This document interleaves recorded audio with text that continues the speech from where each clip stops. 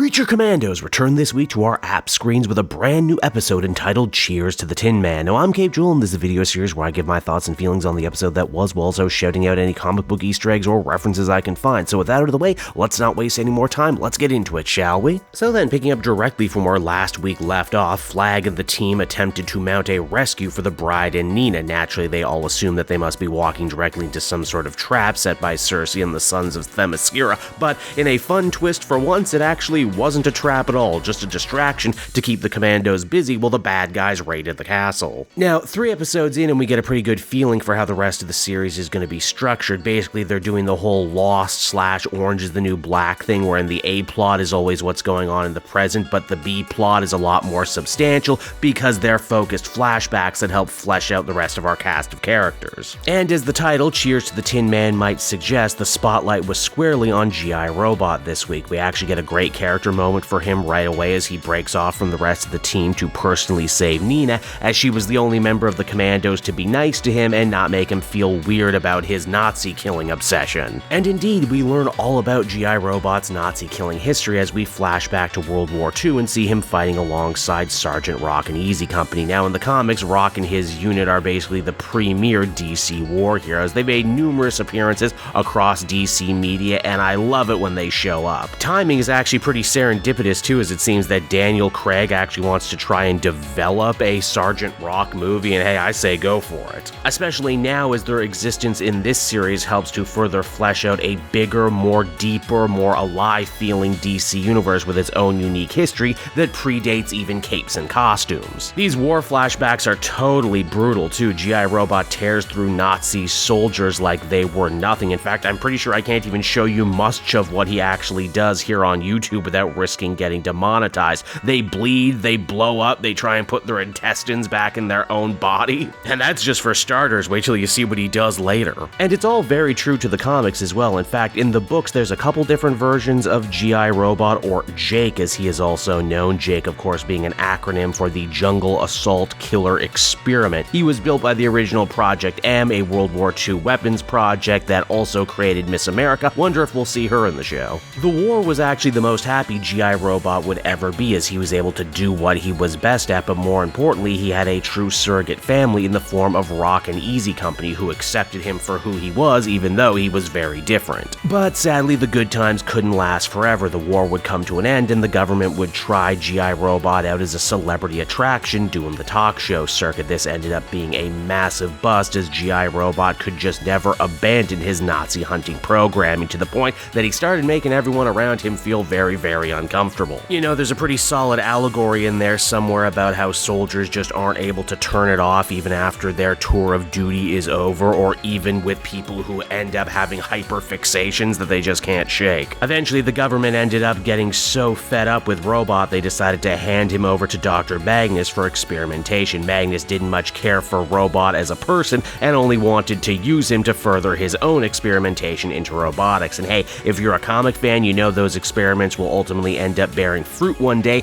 in the form of the Metal Men, another DC cult super team. If nothing else though, Magnus does bother to ask G.I. Robot what he would actually want to do if he couldn't kill Nazis anymore, and the answer is, tragically enough, he wishes to be returned to his old war buddies. Even though the war has been over for 20 years, they never came looking for him, and there's a good chance that plenty of them probably aren't even alive anymore. Geez, I guess we can also add a heaping spoonful of survivor's guilt on top of G.I. Robot's ever-mounting problems, yeah? Furthermore, between this scene and all the stuff with the bride's treatment from the last episode, I'm beginning to see a really solid theme beginning to form in this series about consent and bodily autonomy. G.I. Robot never asked to be created, never asked for his programming, and he certainly didn't ask to be taken apart and experimented on, passed back and forth between scientists for the next several decades either. And I mean, it makes perfect sense to me. James Gunn's work, for whatever reason, only ever seems to get superficial evaluations, when in reality there's normally a lot going on under the hood. The Suicide Squad was all about parental abuse and abandonment. Peacemaker was about many things, including the 2 very different types of peace, and now Creature Commandos seems to be following suit as well. Ultimately, G.I. Robot awakes in the modern era after being bought by an army surplus collector by the name of Fitzgibbon, voiced by the always wonderful and frequent Gunn collaborator Michael Rooker. Also, the name Fitzgibbon shows up a lot in James Gunn's writing. In fact, I'm pretty sure John Ostrander character's cameo in the Suicide Squad was as a Dr. Fitzgibbon, so make of that what you will. And for a while there, it seems like G.I. Robot can be happy again. It looks like he's finally found a new home and a new family with someone who understands and appreciates him for who he is. Oh, but much like the bride segment from last week, just when it looks like things are gonna work out just fine,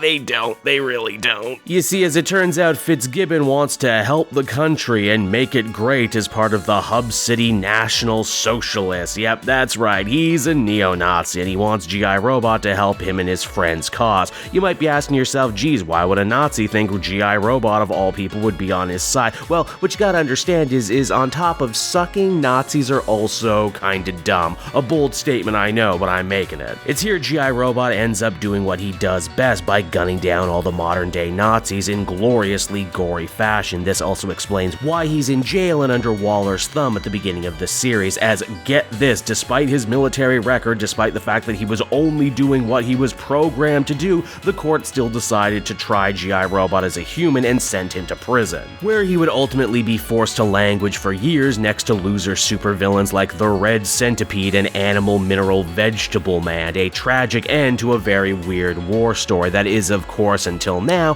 where Flag and the Commandos are giving G.I. Robot a second chance to get back in the field with a real team and kill Nazis once more. Well, Flag tells him they're Nazis, but he's just so happy, let's not tell him anything else. This, of course, all leads us to G.I. Robot's big show-stopping action scene of the episode, which is expertly set to the Dresden Dolls song Coin-Operated Boy, which, in case you didn't know, is a little clockwork ditty all about mechanically assisted masturbation, and oh man alive, does it fit. Some other big developments from the episode also involve the princess, who actually manages to show her own worth by defending herself from Cersei's forces. Hell, she even ends up walking away from the episode with an impressive body count all her own. Dr. Phosphorus also surprisingly proves to be a real MVP for the Commandos in this episode, as he literally stops a bunch of the sun's bullets in mid-air. Also, I can't believe I didn't catch this before, but the Sons of Themyscira are all wearing merch that spells out soft. What a great visual gag. In the end, poor G.I. Robot manages to help save the day, only to be killed at the last second by Cersei herself, who's on one hell of a rampage. In fact, she probably would have killed the princess too, were it not for the last-minute arrival of Weasel? Really, Weasel of all people saves the princess? How about that? For a second there, it actually seems like the mission might be over too, and that the team can go home, but as the episode comes to a close, Cersei implies that her plans in Pokolistan